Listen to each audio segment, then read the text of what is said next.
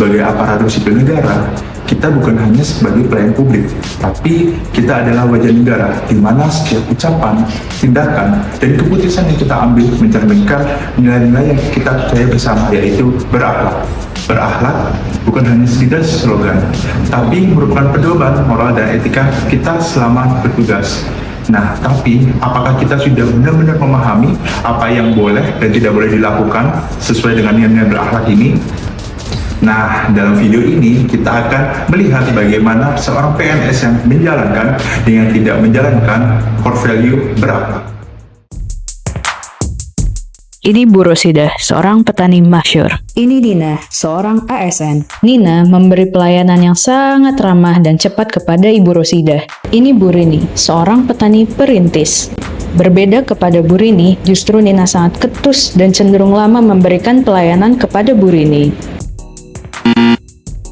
Ini Marina, seorang ASN.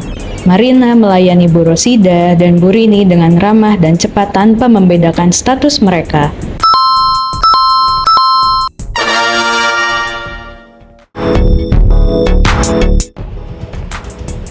Dia adalah Gita, seorang PNS yang tidak pernah jujur dan tidak pernah transparan soal keuangan.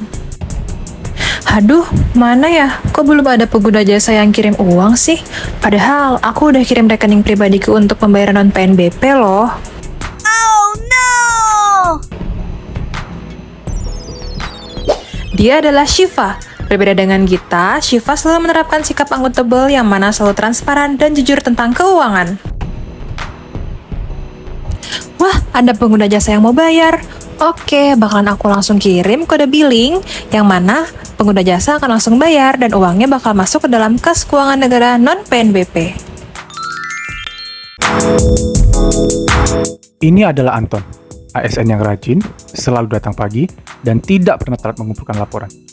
Akan tetapi ada satu hal tentang Anton yang membuat rekan-rekannya kesal.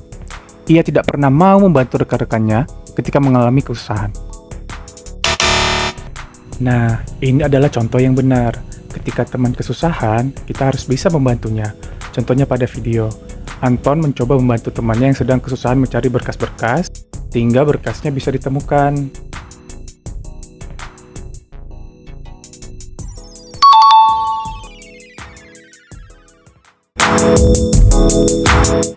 Berikutnya adalah Echa, seorang PNS yang tidak loyal dan tidak siap terhadap perintah atasan. Iya Pak, bagaimana? Echa, kamu saya tugaskan untuk pindah ke perbatasan ya besok. Waduh, saya nggak mau Pak, saya nggak siap. Oh no! Ini adalah Dinda, seorang PNS yang selalu loyal dan siap terhadap perintah atasan. Dinda, besok kamu pindah ya ke perbatasan. Siap Pak, saya siap pindah besok. Ini Deno, ASN yang sulit beradaptasi. Ia menolak teknologi, menunda tanggung jawab dengan alasan tidak familiar, dan takut mencoba hal baru. No! Ini Budi, ASN yang adaptif terhadap perubahan. Ia cepat beradaptasi dengan sistem pelaporan online, menyambut tantangan teknologi baru, dan tak ragu belajar ulang jika ada regulasi yang diperbarui. Bagi Budi, perubahan bukan hambatan, melainkan peluang untuk meningkatkan mutu dan pelayanan karantina. Yes! Yes! Kali ini Anton kedatangan salah seorang pengguna jasa yang ingin mengirim media pembawa.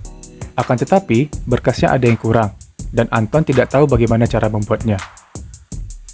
Kemudian, ia mengembalikan berkas tersebut ke pengguna jasa untuk dilengkapi kembali.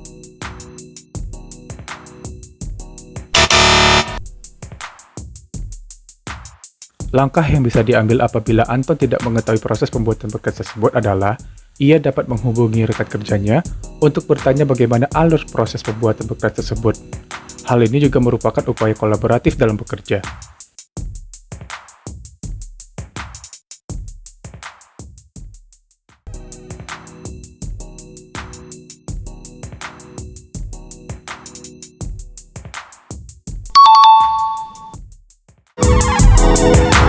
Nah, kita telah melihat perbedaan bagaimana seorang PNS yang menjalankan dan tidak menjalankan nilai-nilai berakhlak.